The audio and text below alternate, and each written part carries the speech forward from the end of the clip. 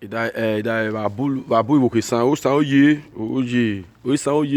idai babu iwoke sin dai ono mo gbo de seri dai ono money valen je be nice ye ke arab money boni kate da wa ge bala singo idai back in dai o tari woni oni tabi tama we ni da ramude awe aro bata da we u kama me jora ne ko kinu bogwelo dai amude ayona utam enye fiera na go atoki kire ramude ge e ka me akele da sasa amudu to yo me bosa bolu dai wa hu agogo eni monari bo ni me gi meta ma ba hu agogo ge eri ko bi no se dagbare idai o mon yara me da ta idai wa cho e William Dansman of Iceland idai ba hu agogo ori ko mi dagbare idai Vincenza Obezi idai amiere uwo lu birthday o lu marriage idai amia be yo to da you ahun agogo awo kole baki ni romo na ju but atoda you ahun agogo awo ni onu gba no so William Dansman of Iceland ode wo ha side ahun agogo ni awo ye na cho Alessi of Iceland o ida irebe koko boku gbe ni wo rero ni ministry go on ida ahun agogo ida ojumi meta ma ba ahun agogo ba ri ro ba ida ramde me baki load yo ahun awo kole ni mo na ode ai ge gbese mi o ni retro wa ramde ada we ge ida ro pate da we ge ada we igbo aju e sanda avia da we igbo egbe ramde elegan de guare ramude e sai na hin wa me bulu hu agogo na wo call e san no ibi o ma na hin hu agogo ida ni gboro na ge na gbo yeta ma ba eni money kai ni bo cho eni money kai na gbo hu emi na ibi ni ko squeeze because ajo ge is different between musical and musician because the difference between musical and musician me o meta ma ba da ramude eni bo kan ya mu dada na ke aswelo we ke adudu e acho musical ida wa ki da ge ne kai ne gmito ani ne mo aflo ni are jita mo ehwe o ni acho musician na mude ahun agogo wo kina aja robo ba ibi erubi pa mayoyi ida oni ni ko swizi ni pa ma ye ida o mo na ibi wise ni Iceland o ye ida ahun age music na working ida ba akọ de ba dudu ba ja wa support na mude o wise na reswilo na mude wa jogo easy wo mi nu mama bo ko inu mu di studio re wa ki di studio ro ku ya na mude da we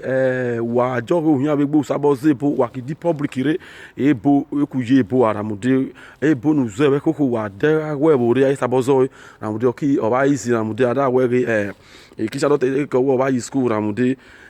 ono yi school me ada e bosha do lo wi libya amude ebe no e bada lu ye na mude aruta menye fi ran dan kire na mude ke ana valokin ida ke ana valokin na mude ane ke va ida ebe no da we ari yan be gbe ne bori kwa ori kifo ade ke ebe o da mi ori ahun agogo ajaro bo pa ni mo na so that ministry ke amove na mude o tare bo ni oni tama ba ahun agogo e bono de go e ba ja ni dagbare na mude ija is no practicing the perfect will finish ramude me on meta ma wa de ramude we a fa dudu we ori kere e sam moving abaye mi o fe re ba dudu we a fe re nwa na be do moving aki mi o ri even e do moving e ki try more than esa ramude bebo ki ze abaye mi ni ato yan be gbe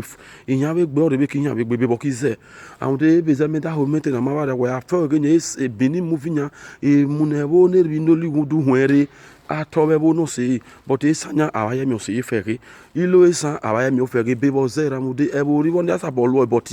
aba support yo is eba hu agogo me we support those people abeg because my supporting nebo na only some movie can move ahun agogo ramude be say that tire yo awere agegbe mi o ni re to wa onika ta o ipepe ke mu ni gbeze oko adasunu ro be re o bi so ta se ni ida e be say ni that tire yo ahun agogo be ni kata ba ja ni pin ya be gbe ko buto waja ni pin ya be gbe ko buto be sunu ramude ada were amude inye ibo melu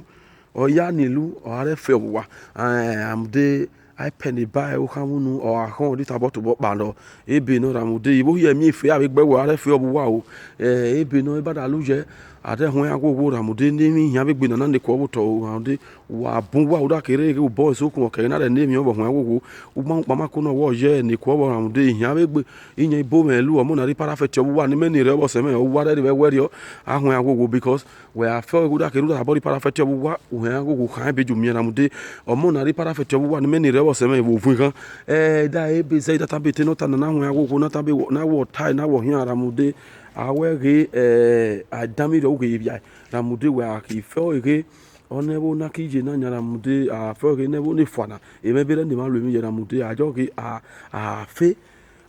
ayohan elegon va de ramude elegon ra wa gwa won agogo wa jade won remi won pe na gbo na ida amude e be say igbo ni buta ma wa yere ida ramude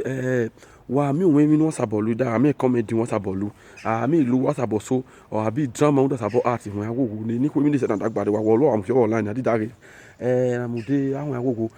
mi no da for no de na mu de go na mu de wa yi school da sabolu na mu de oni go na wa mi o wa re yi school won ku re pie ebi no awon agogo adi wo re pa ne bo na ona me o me bi ba egwe na mu de ono kichi vade na nya na gbo e calling no de ono calling no de nya but ase ni address ri o ani na address ri di eta ma ba wa wo ba bu nya ba kize